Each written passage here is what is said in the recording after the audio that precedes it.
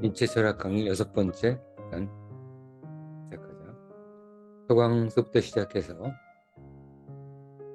자라투스트란 이렇게 말할 때까지 12권의 책을 우리 완강 해보자. 오늘은 인간적인 너무나 인간적인 책 6번째 수업이 됩니다. 자, 내용으로 들어가서 첫 번째 이야기는 이류. 네. 자, 이류. 학교와 교제에 자신이 없는 사람은 자신이 우위에 위치에 설 수 있는 미약한 사람들을 찾아내서 자신의 우위를 노골적으로 드러낼 수 있는 기회와 방법을 찾는 데 전력을 다한다. 멸시와 조롱 같은 것. 자, 이 내용을 바탕으로 니체가 어떤 내용을 이야기하고 싶어 했는지 잠깐 한 10초, 20초 동안 생각해 보자.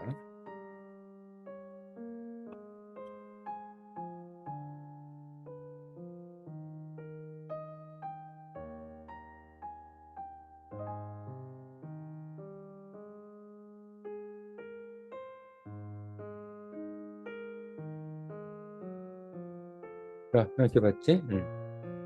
여러분들이 뭐 생각할 수 있는 바대로 우리는 그 이류의 인간들, 그 아류 또는 이류의 인간들의 멸시와 조롱 이런 것들 신경 써서는 안 돼. 우리 살아가면서 우리 편도 있지만 우리 자기 자신에 대해서 별로 마음에 들어 하지 않는 사람들, 상성이 맞지 않는 사람들도 반드시 있는 편이다. 어떻게 보면 아무리 뛰어난 사람도 반반 정도밖에 안 돼. 자신이 겸손하면 겸손한 거 가지고 위선적이다라고 공격할 수도 있는 거야. 겸손함을 위선으로 공격하는 사람들한테 뭐 더 이상 얘기할 거 없지. 자, 그래서 우리 이류 또는 아류의 사람들에 대해서 신경을 쓰지 말고 자신의 길을 나아가면 된다. 그게 오히려 자신과 자신의 관련된 사람들을 구분질 수 있는 내가 누구와 내 관계를 가져가야 되는지 잘 판단할 수 있는 기준이 될 수도 있는 거야. 그래서 자기한테 맞지 않는 사람들, 자신과 상성이 맞지 않는 사람들과 억지로 관계를 유지할 필요는 없다. 두 번째는 우울에 대해서 생각해보자. 우울. 누군가가 자신에게 감사할 의무가 있다는 것을 알게 되면 섬세하고 아름다운 영혼은 우울해진다. 물론 자신이 누군가에게 감사해야 할 의무가 있을 때 우울해지는 반대의 영혼도 있다. 자, 이 얘기 니체의 이야기를 한번 읽어보자.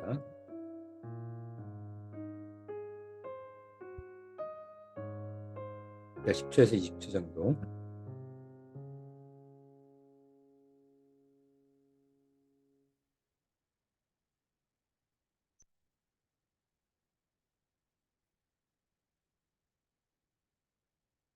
자, 생각해봤지? 또 이렇게 어려운 얘기는 뭐다? 우리는 감사할 의무가 있다는 얘기는 예를 들면 엄마 아빠가 아이들한테 맛있는 저녁을 해줬는데 감사합니다 라고 물론 뭐 형식적으로 할 수는 있겠지만 감사의 마음을 가질 필요는 없잖아. 그래서 진정한 관계에서는 서로 감사의 기분이 들 필요가 없는 거다. 부모 자식 간의 관계처럼. 근데 누군가 나한테 감사의 기분을 가지는 것이 느껴지면 뭐 우울해질 수도 있겠지. 진정한 관계가 아닌 것이 드러난 셈이니까.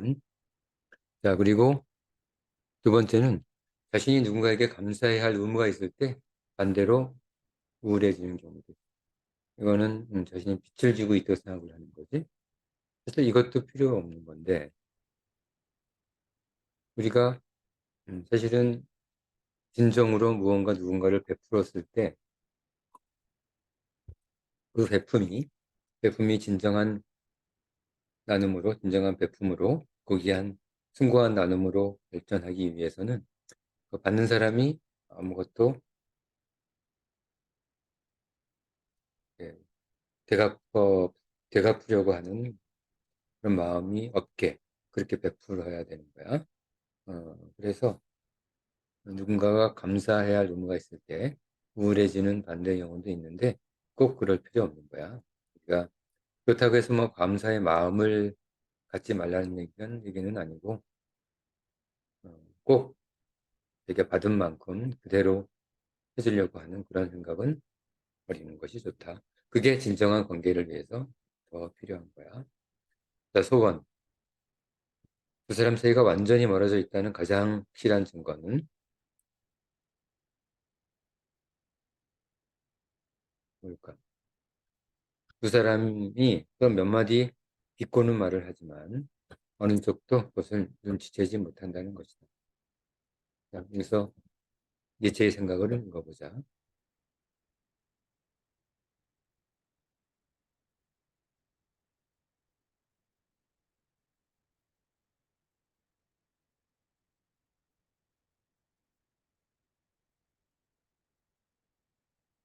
자, 생각해봤지? 그래서 니체가 하고 싶었던 말은 우리가 관계를 유지를 하려면 뭐 관계를 유지하고 싶지 않은 사람한테는 뭐 상관없지만 우리가 관계 유지를 하고 싶은 사람에게는 어, 관심이 필요하다는 거야. 누군가 나에 대해서 비꼬는 말을 할 때 그것을 눈치채지 못할 정도로 관심이 멀어지면 그게 멀어질, 멀어지기 위한 확실한 계기가 되는 거야. 그래서 자신이 상대방의 의도에 제대로 반응할 수 있도록 항상 상대방에게 관심을 가져야 좋은 관계가 유지될 수 있다.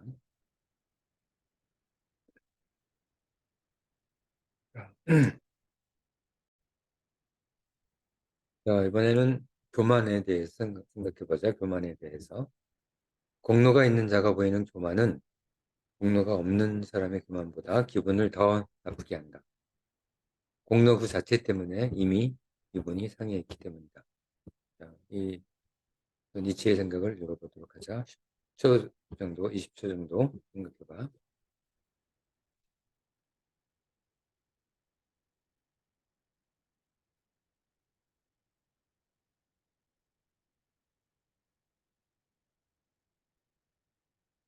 자, 생각해봤지? 공로가 있으면 일단 기분이 상해 있어. 아, 저 사람이 나보다 나아 보인다.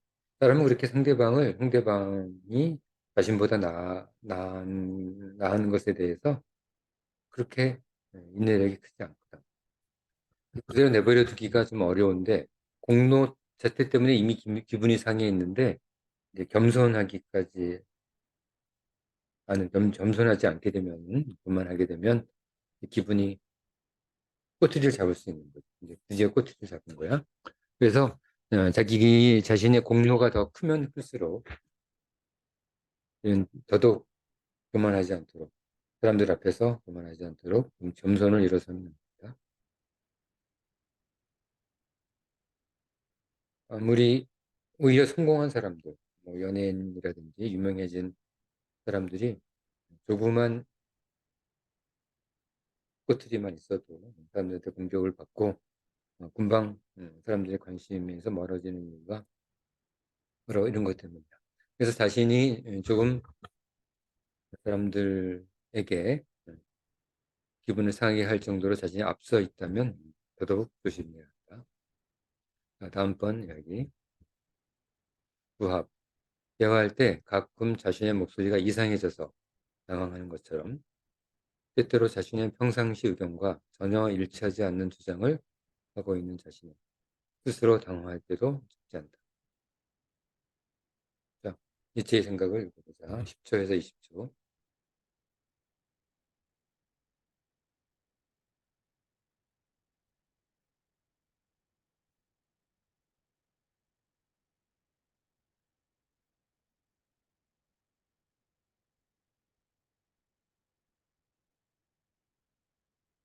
자, 생각해봤지.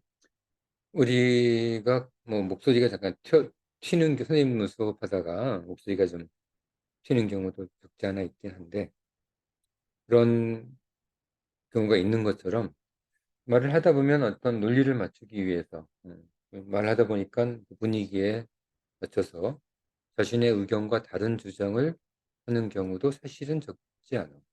평상시에는 뭐 그렇게 생각하지 않았는데 뭐 교육 문제라든지 뭐 정치 문제에 있어서도 평상시 그렇게 생각하지 않았었는데 뭐 어떻게 하다 보니까 자신의 평소 생각과 다른 주장을 할 때가 있는 거야. 뭐 항상 일관되게 그렇게 자신이 말하고 행동한다면야 뭐 그게 가장 이상적이긴 하지만 그렇지 않은 경우도 있으니까 우리가 어떤 사람이 원래 저런 생각이었는데 어떻게 다른 생각을 가지지? 원래 저런 사람이었는데 왜 저런 태도를 보이지? 라고 그런 생각은 하지 않는 게 좋아. 물론 자꾸 그런 게 반복되면 그 사람이 바뀌었을 수도 있는 거지.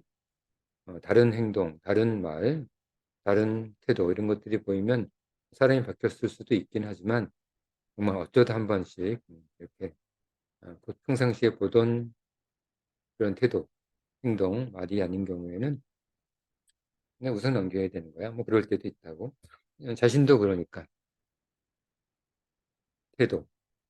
대화 시 상대방의 말에 우선 긍정하거나 또는 우선 부정하는 것은 습관의 문제이다. 이것도 저것도 그 의미가 없지는 않다. 뭐 부정해도 되고 긍정해도 되는 거야.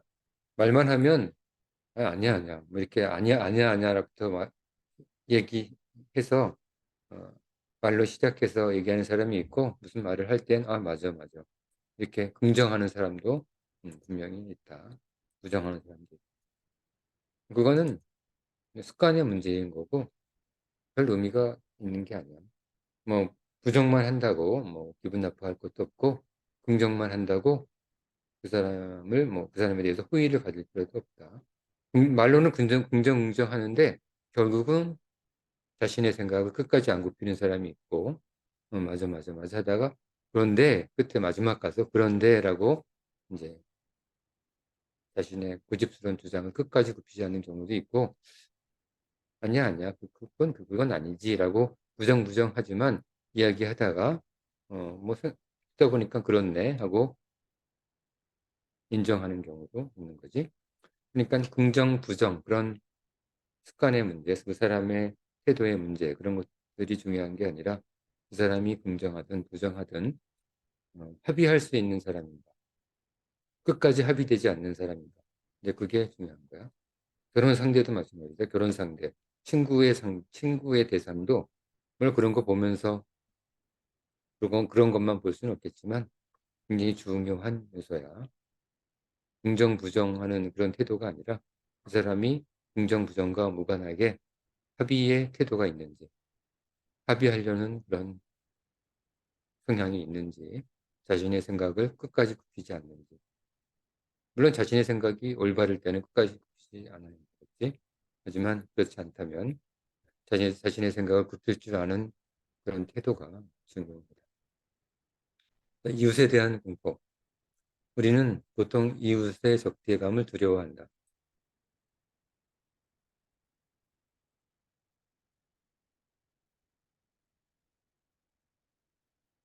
가까이 있기 때문에 바로 가까운 느낌으로 우리의 비밀을 캐낼까 걱정스럽기 때문이다. 자, 니체의 생각을 읽어보자. 10초에서 20초 정도만.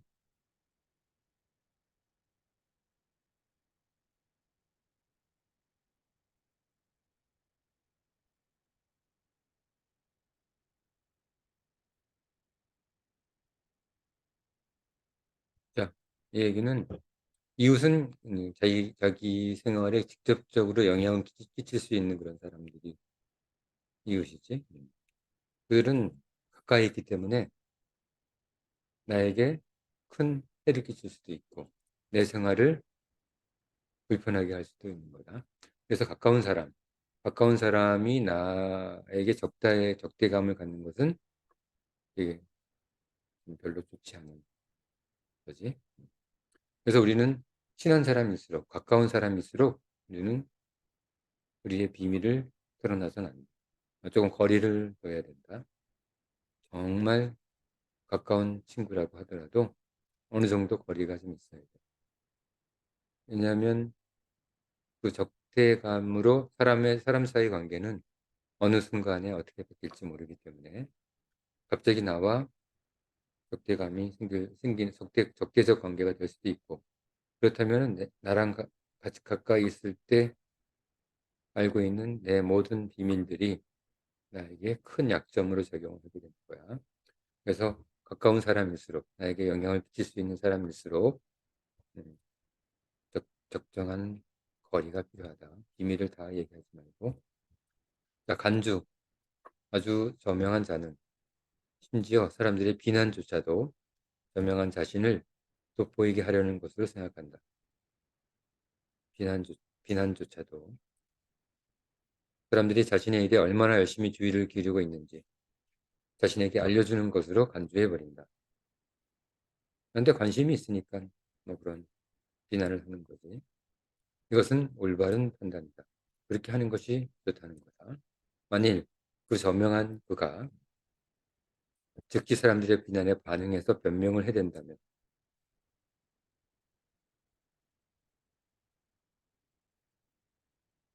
그것은 사람들을 오해한 것이다.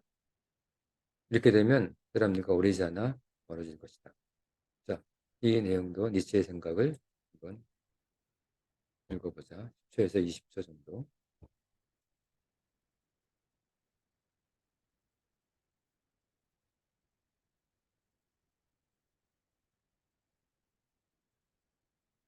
자, 다 읽었지?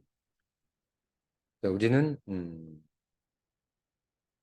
뭐 우리가 저명한 자가 될지 저명한 사람이 될지 안 될지 모르겠지만 자신에게 비난하는 사람에게 저명한 자가 그것에 반응한다는 얘기는 저명성, 명예로움, 저명성을 포기하는 것과 마찬가지야. 그가 비난한다고 해서 즉시 반응하면 똑같은 사람이 되는 거죠. 사람들은 그렇게 똑같이 반응하기를 바라는 것이 아니라 그것을 좀 초월해서 뭔가 자신들과 다른 사람이기를 바라는 거지. 그런데 똑같이 반응하고 똑같이 대응한다면 비슷해지기 때문에 사람들은 내가 저 저명한 사람, 저 훌륭한 사람, 저 뛰어난 사람, 훌륭한 사람을 이제 더 이상 훌륭한 사람이라고 생각하지 않고 사람들의 관심으로부터 멀어지게 된다.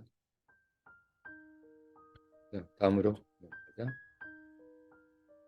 자, 사람들과의 관계 또는 교제를 위한 마지막 레시피다. 니체의 생각. 가끔 우리는 이유도 모르는 호의를 대할 때가 있다. 누군가 나를 잘 대해주는 거야. 그러나 그 호의의 정체가 드러나면 오히려 기분을 상하게 한다. 그 호의가 사람들이 우리 자신과 일을 진지하고 신중하게 다루고 있지 않다는 것을 보여주기 때문이다. 그들이 나를 호의를 갖고 대하는데 그 이유가 말도 안 되는 엉뚱장투하는 그런 것 가지고 나에 대한 호의를 가지고, 예를 들면 나는 노래를 잘하는데 노래로 명예를 얻고 싶은데 뭐 외모를 가지고 호의를 보인다든지 그러면은 이거는 오히려 기분을 상하게 하는 거지. 그래서 우리가 어떤 사람에게 호의를 보이는 것도 조심해야 돼. 그 사람이 진정으로 원하는 호의인지, 그가 호의를 칭찬의 말을 듣는다든가 했을 때 정말 기분이 좋은 칭찬의 말인지, 이게 저 사람이 왜 저런 걸로 나를 칭찬하지? 라고 회의가 들도록 하는 칭찬은 오히려 하지 않는 것이 좋은 관계를 위해서 필요하다. 자, 무슨 말인지 알겠지? 오늘 45가지 우리 인간 사이의 관계 교제를 위해서 이 책가 알려주는 심리학적 조언에 대해서 공부를 해봤다. 다른 주제로 너무나 인간적인 다른 주제로 이제 공부하게 될 거야. 자, 오늘 이번 시간은 너무나 인간적인 6번째 시간, 니체 철학 강의 공부해봤다. 다음 시간에는 인간적인 너무나 인간적인이 아니라 다른 책으로 우리 한번 니체의 생각들을 공부해 보도록 하자. 자, 어떤 책으로 7강을 할지는 다음 시간에 알려줄게. 자, 오늘 수업은 여기까지.